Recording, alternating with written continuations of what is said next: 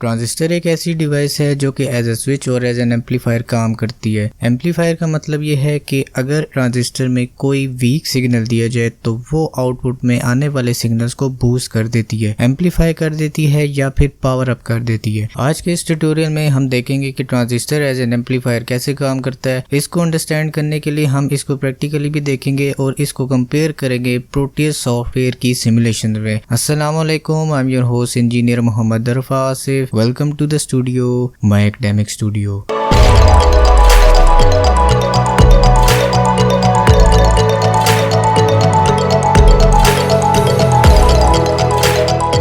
Transistor को अगर as an amplifier use किया जाए तो इसमें कुछ बातें, कुछ इंपॉर्टेंट टिप्स हैं जो आपको याद रखनी होगी। काफी लोगों के माइंड में कंफ्यूजन ये होती है कि ट्रांजिस्टर में अगर 1 वोल्ट दिए जाए तो आउटपुट में हम 5 वोल्ट्स यानी 1 वोल्ट से डबल आउटपुट ले सकते हैं। वो ये सोचते हैं कि एक ट्रांजिस्टर लेंगे और उसमें सिर्फ 1 वोल्ट सप्लाई देंगे और सिंपल आउटपुट में हमें डबल एम्पलीफायर सिग्नल मिल जाएगा। ऐसा ट्रांजिस्टर में बिल्कुल नहीं होता। ट्रांजिस्टर में होते हैं 3 terminals, emitter, collector, base. Transistor के कलेक्टर में हमारा लोड कनेक्ट होता है, जैसे कोई स्पीकर हो गया या कोई एलईडी बल्ब। उस कलेक्टर टर्मिनल के साथ एक एलईडी कनेक्ट होती है और उस एलईडी को हमने बैटरी से कनेक्ट करना होता है और इस तरह उस ट्रांजिस्टर के एमिटर को ग्राउंड कर दिया जाता है। ये हो गई ट्रांजिस्टर की एक साइड यानी कलेक्टर और एमिटर। ट्रांजिस्टर की राइट साइड। ट्रांजिस्टर की दूसरी साइड में यानी लेफ्ट साइड में देखें तो इसमें होता है बेस टर्मिनल। बेस टर्मिनल और एमिटर के दरमियान भी बैटरी का कनेक्शन दिया जाता है।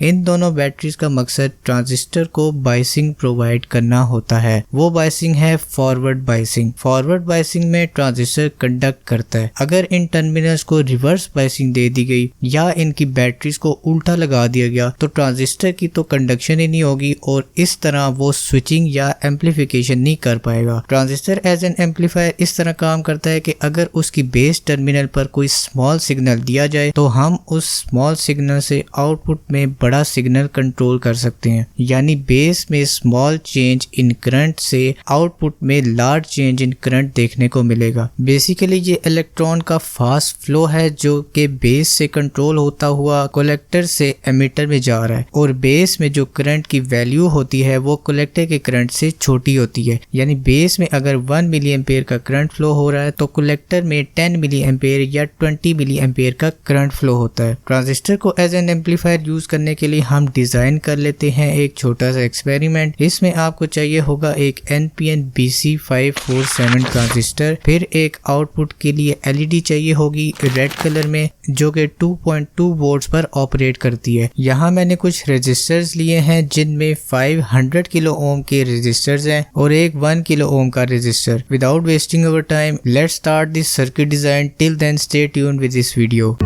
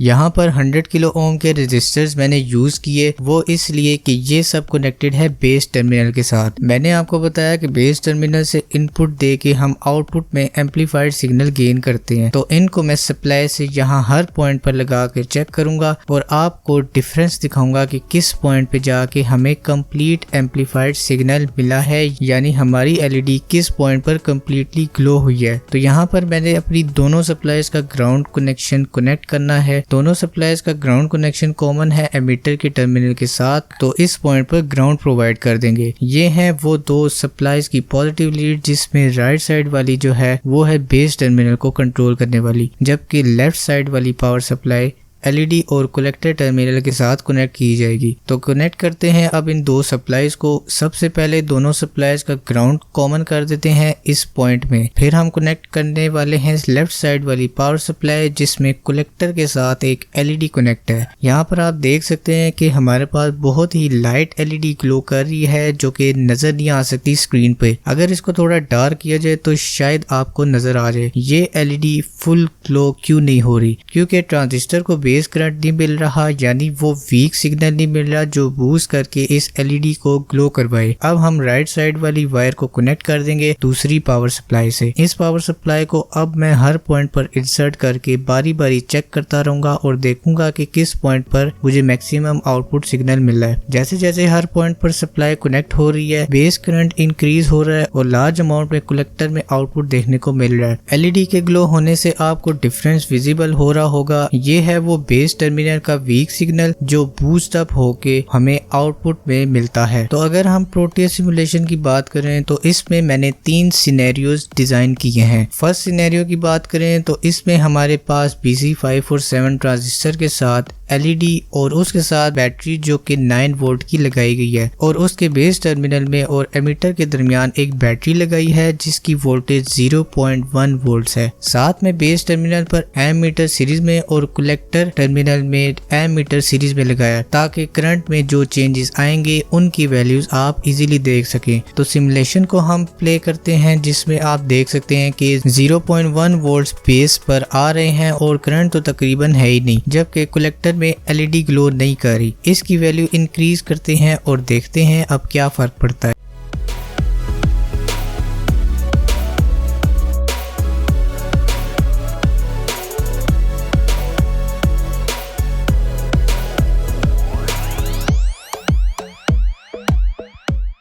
कोई फर्क नहीं पड़ा। अगर इसकी वैल्यू मैं 0.7 रखूं तो यहाँ हम देख सकते हैं कि एलईडी ने कुछ ग्लो करना स्टार्ट किया है और उसकी इंटेंसिटी काफी लो है। इसी तरह इसको थोड़ा सा और इंक्रीज करते हैं तो ये वो पॉइंट है जहाँ पर हमें एक कंप्लीट एम्पलीफाइड सिग्नल मिल रहा है। बेस टर्मिनल पर हमने 0.7 वोल्ट्स दिए और आउटपुट में एलईडी कंप्लीट ग्लो कर रही है। 2.24 वोल्टेज ड्रॉप और 14.5 मिली एम्पियर करंट के साथ, जो कि एक एलईडी की कंप्लीट रिक्वायरमेंट है। यहाँ पर आप एक बात नोट कर लें, 0.7 वोल्ट्स पर कंप्लीट ग्लो करने की वजह ये भी हो सकती है कि एक डायोड 0.7 वोल्ट्स पर कंडक्शन स्टार्ट करता है और एक ट्रांजिस्टर भी डायोड का एक कॉम्बिनेशन है। उन डायोड्स में से जो बेस टर्मिनल वाला डायोड है उसको 0.7 वोल्ट्स मिलते हैं, तब वो कंडक्ट करना स्टार्ट कर देता है और इस तरह इन केस ऑफ ट्रांजिस्टर यहाँ भी बेस टर्मिनल पे कंडक्शन स्टार्ट हुई है और उस स्मॉल इनपुट की वजह से आउटपुट में एम्पलीफाइड सिग्नल मिला है। इस तरह सेकंड सिनेरियो में देखें तो इसमें मैंने एक पोटेंशियोमीटर यूज किया है जो कि 500 किलो ओम का है। ये एक प्रोब है जो कि वोल्टेज बताएगी और फिर करंट सोर्स जिसमें करंट मेजर किया जाएगा। तो जैसे ही आहिस्ता आहिस्ता ये वैल्यू 0.72 फिर 0.73 फिर 0.75 से आगे क्रॉस करने लगती है तो हमारे पास एलईडी कंप्लीटली ग्लो करने लग जाती है और 5.8 वोल्ट की बैटरी से हम लार्ज वोल्टेज कंट्रोल कर सकते हैं।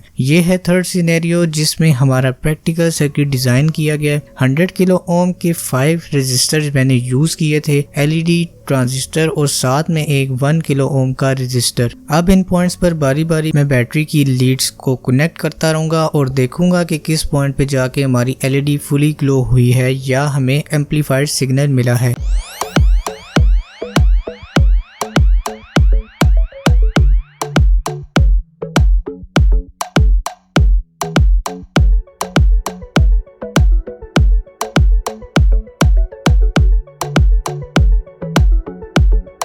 तो ये है वो पॉइंट जहां पर हमें 0.74 की बेस वोल्टेज पर 10.4 मिली एम्प का करंट आउटपुट में ऑब्टेन हुआ है और आप देख सकते हैं कि बेस का करंट कलेक्टर के करंट से कम है। तो ये थी हमारी आज की वीडियो, जिसमें आई होप आपके सब डाउट्स क्लियर हो गए होंगे। If you are a unique viewer then please don't forget to hit that subscribe button and notification bell to stay tuned with my upcoming videos. Take care of yourself, फी अमान अल्लाह, good bye.